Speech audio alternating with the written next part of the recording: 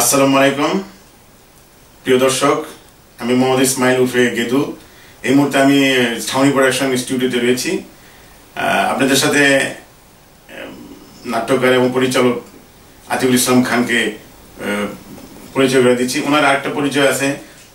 প্রথম নাটক উপস্থাপনা করেছিলেন, মঞ্চস্থ করেছিলেন। নাটকটির নাম ছিল রসের হাড়ি। আসুন আমরা ওনার সাথে পরিচয় হই। আচ্ছা আতিক ভাই, বিশ্বের এত পরিচিতি নাচ মাইকেল জ্যাকসনের, এই নাচ আপনি কি করে শিখলেন? আবারও ধন্যবাদ গেদু ভাই আপনাকে। সুন্দর একটা প্রশ্ন। আমি আগেও বলেছি, পৃথিবীতে কেউ কেউ জন্মগ্রহণ করেন ন্যাচারাল ট্যালেন্ট হিসেবে, আমি তাদের ভিতর হয়তো একজন।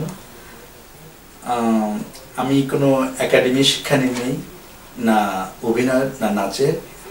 তারপর ছোটবেলা থেকে আমি অভিনয়ের প্রশংসা করিয়েছি এবং নাচেরও প্রশংসা করিয়েছি।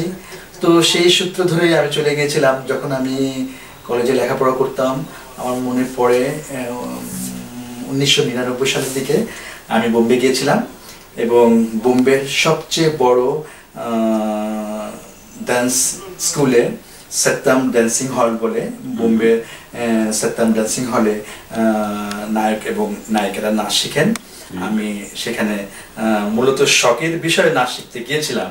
আমি আগেও বলেছি, আমি ছোটবেলা থেকে নিজে একজন ভালো নৃত্যশিল্পী, কিন্তু আমি ওখানে গিয়েছিলাম শখের বশবর্তী হয়ে, মূলত কোনো নাচ শেখার জন্য না, জাস্ট দর্শকদেরকে বোঝানোর জন্য যে আমি ওখানে নাচ শিখতে যাচ্ছি। মূলত আমার ইচ্ছে ছিল বোম্বের ফিল্ম ইন্ডাস্ট্রি দেখা এবং তারা এত ভালো নাচতে পারে কেন, সেই জিনিসটা সচক্ষে দেখার জন্য।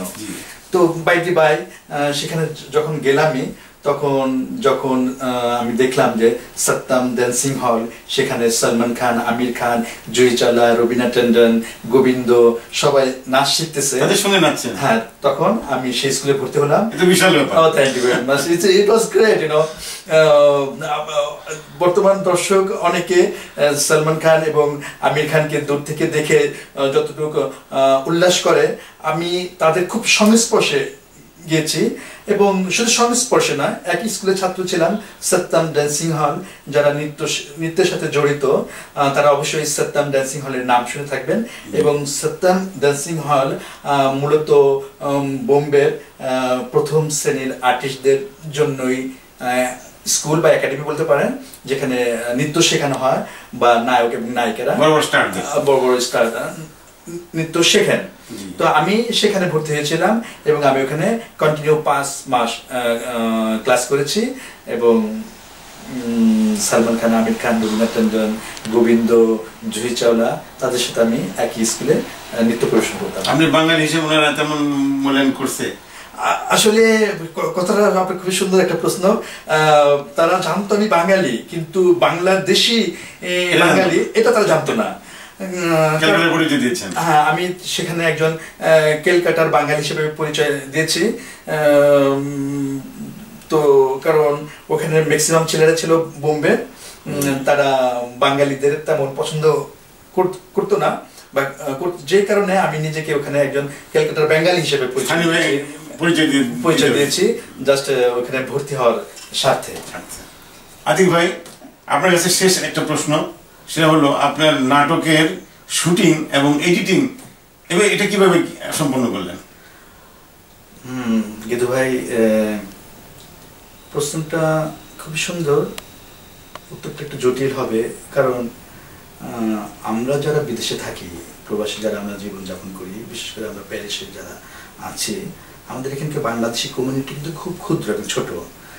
তো এখান থেকে ভালো কিছু বের করে আনা কিন্তু খুবই কঠিন। কারণ আমাদের পর্যাপ্ত হাতে সময় থাকে না, যেহেতু আমাদের সবাইকে কাজে থাকতে হয়। দ্বিতীয়ত আমাদের সবারই কিন্তু ইনস্ট্রুমেন্টের অভাব। আমাদের হাতে কিন্তু ভালো প্রফেশনাল, ভালো বলবো না আমি, প্রফেশনাল কোনো অভিনেতা বা অভিনেত্রী প্যারিসে নাই, একজনও নাই আমি বলতে পারি। এবং ইনস্ট্রুমেন্ট যারা হ্যান্ডেলিং করেন প্রফেশনাল এত দক্ষ না। তো সেই আমি অদক্ষই বলবো, সবাইকেই বলবো আমাকে সবাই নাই বললাম যে এই অদক্ষের ভিতর একটা ভালো একটা জিনিস বের করে আনা কিন্তু খুবই টাফ। তারপরও আই বিলিভ মাই সেলফ ঝিলমিল প্যারিস নাটিকাটি দর্শকদের আনন্দ দিবে। এবং শুটিংয়ের কথা আমি যেটা বলবো, আমাদের পর্যাপ্ত ইনস্ট্রুমেন্ট ছিল না। পর্যাপ্ত ইনস্ট্রুমেন্ট ছিল না বলতে আমি এটাই বলবো, একটা শুটিংয়ের জন্য, ভালো শুটিংয়ের জন্য যত ইনস্ট্রুমেন্টের প্রয়োজন আসলেই কিন্তু আমাদের কারোই ছিল না, কারো নাইও। তো সেই দিক দিয়ে যত ভালোভাবে শুটিং করতে চেয়েছি, মনের দিক দিয়ে, ব্রেনের দিক দিয়ে করতে পারিনি। আগে বলেছি ইনস্ট্রুমেন্টের অভাব। যতটুকু জোগাড় করতে পেরেছেন সেটা দিয়ে হ্যাঁ, যতটুকু সংগ্রহ করেছি ছাউনি প্রোডাকশনের পক্ষ থেকে, যতটুকু ছাউনি প্রোডাকশনের ইনস্ট্রুমেন্ট আছে ঠিক ততটুকু দিয়ে ভালো কাজ করার চেষ্টা করেছি। আমি মনে করি এটাই আমাদের প্রথম সাফল্য। আর সেকেন্ডলি যেটা বলবো এডিটিং এর কথা, এখানে প্রফেশনাল কোনো স্টুডিও নাই বাংলাদেশি কমিউনিটির পক্ষ থেকে যেখানে যে আমরা একটা ভালোভাবে একটা নাটক এডিটিং করব। এখানে শ্রীলঙ্কানদের স্টুডিও আছে বেশ অনেকগুলোই, যারা প্রফেশনাল কাজ করে। নাটকটি শ্রীলঙ্কান লঙ্কা স্টুডিও থেকে এডিটিং করা, কিন্তু আমাকে হার্ডলি পরিশ্রম করতে হয়েছে যেহেতু ভাষাগত প্রবলেম ছিল। আমি যেটা চাচ্ছিলাম সেটা সে দিতে পারতেছিল না, অনেকটা বোবা হয়ে আমি তার সাথে কাজ করেছি। কিন্তু দর্শক শ্রোতা এবং যারা প্রফেশনাল কাজ করেন স্টুডিওতে তারা অবশ্যই জানবেন যে এডিটিং করার জন্য অবশ্যই উভয় পক্ষের একটা ডিরেক্টর এবং যে এডিটিং করবে তাদের ভাষা ভিতর আন্ডারস্ট্যান্ডিং থাকতে হবে, বুঝতে হবে যে ডিরেক্টর তাকে কি চাচ্ছে এডিটিং এর সময়, তাকে সেই জিনিসটা দিতে হবে। কিন্তু সেই জিনিসটা আমাকে ওইভাবে দিতে পারতেছিল না। আমি বারবার চেষ্টা করার পরেও, সেও বারবার চেষ্টা করার পরেও আসলে রেজাল্ট আমি পাচ্ছিলাম না। বাট অনেক কষ্ট করে, অনেক শ্রম দিয়ে নাটকটি শেষ করেছি। আমাদের অনেক ভুল ত্রুটি থাকতে পারে, দর্শক শ্রোতা আপনারা অবশ্যই আমাদের এই ভুল ত্রুটিগুলি ক্ষমা করবেন এবং ক্ষমা সুন্দর দৃষ্টিতে দেখবেন এবং নাটকটা আপনারা উপভোগ করার চেষ্টা করবেন। এবং আমাদের আন্তরিকতার কোনো অভাব ছিল না, বিশেষ করে প্যারিস প্রবাসী দর্শকদের জন্য, যেহেতু আমরা প্যারিসে থাকি। যদিও আমি নাটকটি সারা পৃথিবীতে ছড়িয়ে ছিটে থাকা বাংলাদেশি ভাই বোনদের জন্যই নাটকটি আমি রচনা করেছি বা পরিচালনার দায়িত্ব নিয়েছি ছাউনি প্রোডাকশনের পক্ষ থেকে। বাট মূলত আমি প্যারিস প্রবাসী বাংলাদেশি ভাই বোনদেরকে গুরুত্ব একটু বেশি দিয়েছি, যেহেতু আমরা প্যারিস প্রবাসী। আর একটু এলাকা ভিত্তিক টান বা দেশাত্মবোধ থাকতেই পারে, আমি কোনো অন্যায় মনে করি না। তো যে কারণে এডিটিংটা যতটুকু ভাবে চেয়েছিলাম ততটুকু ভাবে করতে পারিনি। তবে আমরা সেকেন্ড নাটক বা পরবর্তী নাটকগুলো অবশ্যই আমাদের নিজস্ব ভাষী বাংলা ভাষার কোনো স্টুডিও থেকে এডিটিং করব এবং সেই জন্য সবাইকে একসাথে কাজ করার জন্য আমি অনুরোধ করছি। তাহলে আমরা প্যারিস থেকে সুন্দর নাটক এবং সুন্দর অনেক কিছু করতে পারব। আপনার নাটকে কোনো ফিনান্সিয়াল প্রবলেমে কি পড়েছিলেন কিনা? অবশ্যই টোটাল কাজ যে আপনি করেছেন সেখানে ফিনান্সিয়াল কোনো কোথা থেকে হেল্প পেয়েছেন বা হেল্প পান নাই বা প্রবলেমে পড়েছেন, এই ধরনের কোনো সমস্যা আপনার ঘটেছিল কিনা? আর্থিক সমস্যাটা আসলে পৃথিবী জুড়ে আর্থিক সমস্যা। একটা ভালো কিছু করতে হলে অবশ্যই আপনার ইকোনমি সাপোর্ট, ফাইন্যান্স সাপোর্টটার প্রয়োজন আছে। তো সেই দিক দিয়ে ছাউনি প্রোডাকশন মূলত কোনো ফাইন্যান্স সাপোর্ট কারো কাছ থেকে পায়নি বা পাওয়ার চেষ্টাও করেনি।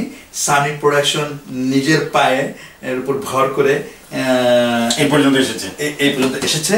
তবে ইনু ভাইয়ের কথা আমি অবশ্যই বলবো, ইনু ভাইয়ের কথা আমি অবশ্যই বলবো এই কারণে যে ইনু ভাই আমাদেরকে সহযোগিতা করেছেন, অনেকটাই সহযোগিতা করেছেন,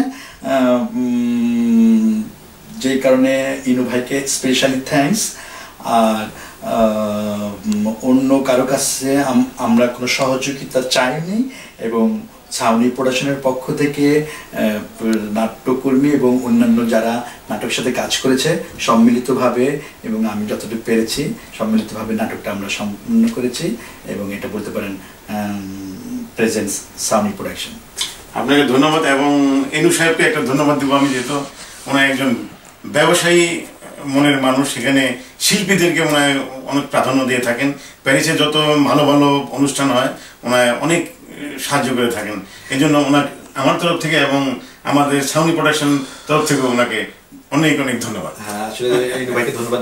আরেকটা কথা না বলে পারবো না গেদু ভাই, সেটা হচ্ছে যে এই মূলত নাটকটি আমি রচনা করলেও, পরিচালনা করলেও, নাটকের পিছনে যাদের বড় বড় অবদান আছে তাদের কথা অবশ্যই আজকে স্টুডিওতে না পড়লে আমার কাছে নিজের কাছে ব্যক্তিগতভাবে ভালো লাগবে না। তাদের কথা আমি অবশ্যই স্বীকার করব এবং আমি দর্শক শ্রোতা আপনাদেরকে অবশ্যই আমি বলতে চাই, এই নাটকের পিছনে আমার যতটুকু অবদান তার চাইতে বেশি অবদান যারা নাটকের সাথে কাজ করেছে, অভিনয় শিল্পীগুলো, যেমন নাটকে যারা ক্যামেরায় কাজ করেছে, তারপরে লাইটিং এ কাজ করেছে। এর মধ্যে আমি নয়নের কথা আমি বলবো। নয়ন আমাদের ক্যামেরায় কাজ করেছে এবং সে পর্যাপ্ত সময় দিয়েছে, পরিশ্রম দিয়েছে, সারাদিন রোজা রেখে সন্ধ্যার সময় সে শুটিং স্পটে হাজির ছিল। আমি অনেক সময় তাকে অনেক সময় পরিচালক হিসাবে তাকে আমি শাসন করছি, অনেক কিছু সে গুছিয়ে আবার শুটিং স্পটে আসছে। এভরিথিং নয়নকে ঝিলমিল প্যারিস নাটকের জন্য সবচেয়ে অনেক বেশি ধন্যবাদ জানানো উচিত। আর দ্বিতীয়ত হীরাবাই, এবং হীরাবাইয়ের কথা না বললেই নাই। হীরাবাই এবং ভাবি বিভিন্ন শুটিং এর সময় আমাদের খাবার দাবার আয়োজন করেছেন এবং নাটকের অনেক শুটিং আমরা সারা রাত ব্যাপী আমরা শুটিং করেছিলাম। এক্স্যাক্টলি, হীরাবাইয়ের বাসায় আমরা নাটকের শুটিং করেছি এবং হীরাবাইয়ের ওয়াইফ বা ভাবি আমাদের জন্য ভালো খাবার দাবারের ব্যবস্থা করেছেন। হীরাবাই, আপনাকে অবশ্যই ধন্যবাদ। তারপরে নাটকের নেপথ্যে অন্যান্য আর্টিস্ট যেমন মামুন আছে, মামুন অনেক সহযোগিতা করছে। তারপর শাহেদের কথা না বললেই নাই, বাংলাদেশে চলে গেছে শাহেদ। তারপরে আছে মিশু, টিপু, তারপরে আমাদের সবার মনিও আছে, ঠিক আছে, ওর ডাকটা মনি, এবং আমাদের গ্রুপের একজন মনি, সে খুবই জেন্টেল এবং খুব ভালো ছেলে, বোঝে। সবাইকে ধন্যবাদ গেদু ভাই। এখানে নাটকটা সবার সম্মিলিত প্রচেষ্টায় নাটকটা বেরিয়ে আসছে। তারপর আমাদের নিশিতা আছে, আমাদের নাটকের নায়িকা চরিত্রে যে অভিনয় করছে।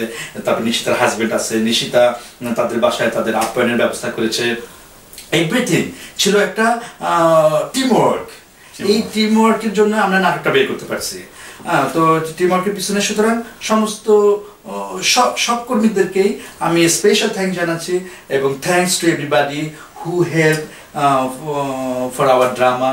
Everybody, I am really thanks to everybody. আমার তরফ থেকে আপনাকে আরেকটা ধন্যবাদ, সেটা হলো আপনি ছোট বড় শুধু দর্শক শ্রোতা, আজকে এতক্ষণ ধরে যে গেদু ভাই আমাকে পরিচয় করিয়ে দিল, সেই গেদু ভাইয়ের পরিচয়টা কি আমি আপনাদেরকে করিয়ে দেবো না? সেটা তো হইতে পারে না। গেদু ভাই হচ্ছে আমাদের সেই গেদু ভাই, রসিহারি নাটকের সেই ঝড়তলা অভিনেতা আমাদের গেদু ভাই, এবং ঝিলমিল প্যারিস নাটকের রাজ ভাই, একজন কমেডিয়ান হিরো। এবং এই নাটকের পিছনে গেদু ভাইয়ের যথেষ্ট অবদান আছে। আর আমাদের মুরব্বী যে আছেন গাজী ভাইয়ের কথা অস্বীকার করা যায় না। গাজী ভাই একজন মুরব্বী মানুষ এবং তিনি আমাদের নাটকে একজন গায়নের চরিত্র অভিনয় করেছেন এবং উনি ব্যক্তিগত শিল্পী। থ্যাঙ্কস টু গাজী ভাই অলসো, এবং সবাইকে ধন্যবাদ জানাই। ধন্যবাদ। আপনি পরিচালক হিসেবে সবাইকে, ছোট বড় সবাইকে মনে রেখেছেন, এটার জন্য আরেকবার ধন্যবাদ। ধন্যবাদ আপনাকে।